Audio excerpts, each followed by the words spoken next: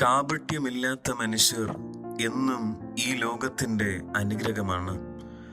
വചനയാത്രയിലൂടെ ക്രിസ്തുവിനെ അനുഭവിച്ചറിയുന്ന പ്രിയ ശ്രോതാക്കളെ, ഇന്ന് സഭാമാതാവ് നമുക്ക് വിചിന്തനത്തിനായി നൽകിയിരിക്കുന്ന വചനഭാഗം യോഹന്നാന്റെ വിശുദ്ധ സുവിശേഷം 1-ാം അധ്യായം 47 മുതൽ 51 വരെയുള്ള വചനഭാഗങ്ങളാണ്.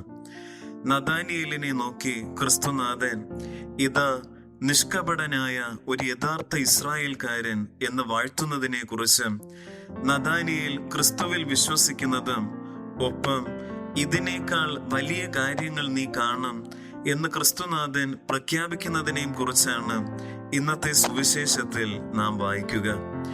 അത്തിമരത്തിന്റെ ചുവട്ടിലായിരിക്കുന്ന നഥാനിയേലിനെ ക്രിസ്തുനാഥൻ കാണുന്നുണ്ട്. സാധാരണഗതിയിൽ റബ്ബിമാർ അല്ലെങ്കിൽ യഹൂദർ വചനം വായിക്കുന്നതിനും ധ്യാനിക്കുന്നതിനും ക്രിസ്തു അനുഭവം സ്വന്തമാക്കുവാനും വേണ്ടിയാണ് അത്തിമരത്തിന്റെ ചുവട്ടിൽ ആയിരിക്കുക. നഥാനിയേലിന്റെ ഉള്ളിൽ ക്രിസ്തുവിനെ കാണണമെന്ന അതിയായ ആഗ്രഹമുണ്ടായിരുന്നു. അതിനായി അവൻ തിന്മ പാടെ ഉപേക്ഷിച്ച് നന്മ പ്രവർത്തിച്ച് ഒരുങ്ങുകയായിരുന്നു.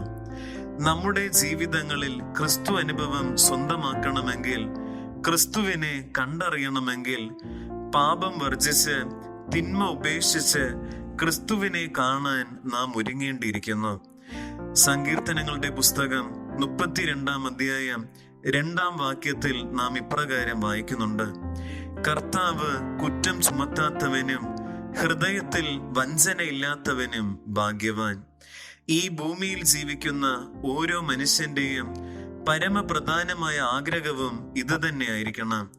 നമ്മുടെ കർത്താവായ ദൈവം നമ്മെ നോക്കി അഭിമാനത്തോടെ, ഇതാ നിഷ്കപടനായ പാപവഴികൾ ഉപേക്ഷിച്ച എൻ്റെ പ്രിയമകൻ, എൻ്റെ പ്രിയമകൾ എന്ന് പറയുന്ന ദിവ്യമായ നിമിഷം. ഈ നിമിഷത്തിന് വേണ്ടിയാണ് നാം ഒരുങ്ങേണ്ടത്, നാം പ്രാർത്ഥിക്കേണ്ടത്. ഇപ്രകാരമുള്ള ഈ ഒരുക്കത്തിൽ നമ്മെ തുണയ്ക്കുന്ന മുഖ്യദൂതനായ വിശുദ്ധ മിഖായേലിന്റെയും ദൈവദൂതന്മാരായ വിശുദ്ധ ഗബ്രിയേലിന്റെയും വിശുദ്ധ റാഫേലിന്റെയും തിരുനാൾ സഭാമാതാവോടൊന്നു ചേർന്ന് നാം സാഘോഷം കൊണ്ടാടുകയാണ്. വിശുദ്ധ മിഖായേൽ മാലാഖ നമുക്കായി സംരക്ഷണ കോട്ട പണിയുന്നു. ദൈവ അനുഗ്രഹം നമ്മുടെ മേൽ വർഷിക്കുന്നു. വിശുദ്ധ ഗബ്രിയേൽ മാലാഖ നിരാശരായി ജീവിക്കുന്ന മനുഷ്യർക്ക് പ്രത്യാശയുടെ സദ്വാർത്തകൾ അറിയിക്കുന്നു. വിശുദ്ധ റാഫായേൽ മാലാഖ ശാരീരികമായും ആത്മീയമായും മാനസികമായും നൊമ്പരപ്പെടുന്നവരെ സൗഖ്യപ്പെടുത്തുന്നു. ഒരിക്കൽ വിശുദ്ധ ജോൺ പോൾ 2-ാമൻ പാപ്പ ഇപ്രകാരം പറയുകയുണ്ടായി: വിശുദ്ധ മിഖായേൽ മാലാഖയുടെ പ്രധാന ദൗത്യമായ പിശാചിനെതിരായ പോരാട്ടം ഇന്നും നടന്നുകൊണ്ടിരിക്കുന്നു.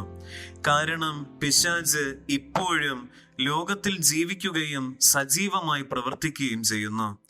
ഈ പോരാട്ടത്തിൽ സ്വർഗസ്ഥനായ പിതാവിന്റെ മുഖം കാണുന്ന, വചനമാകുന്ന ക്രിസ്തുവിന്റെ ശബ്ദം കേൾക്കുന്ന, പരിശുദ്ധാത്മാവിന്റെ പ്രേരണയ്ക്ക് വിധേയരാകുന്ന മുഖ്യദൂതന്മാർ നമുക്ക് തുണയാകുന്നതിനായി നമുക്ക് പ്രാർത്ഥിക്കാം. അപ്രകാരം സ്വർഗത്തിൽ നയനങ്ങൾ പതിപ്പിച്ച് ഭൂമിയിൽ പാപപങ്കിലമേൽക്കാതെ ജീവിക്കുവാൻ കാപട്യമില്ലാത്ത എൻ്റെ പ്രിയ മക്കൾ എന്ന ബഹുമതി ദൈവപിതാവിൽ നിന്നും സ്വന്തമാക്കുവാനുള്ള കൃപാവരത്തിനായി നമുക്ക് ആത്മാർത്ഥമായി പ്രാർത്ഥിക്കാം. സർവശക്തനായ ദൈവം നമ്മെ ഓരോരുത്തരെയും സമർത്ഥമായി അനുഗ്രഹിക്കുമാറാകട്ടെ.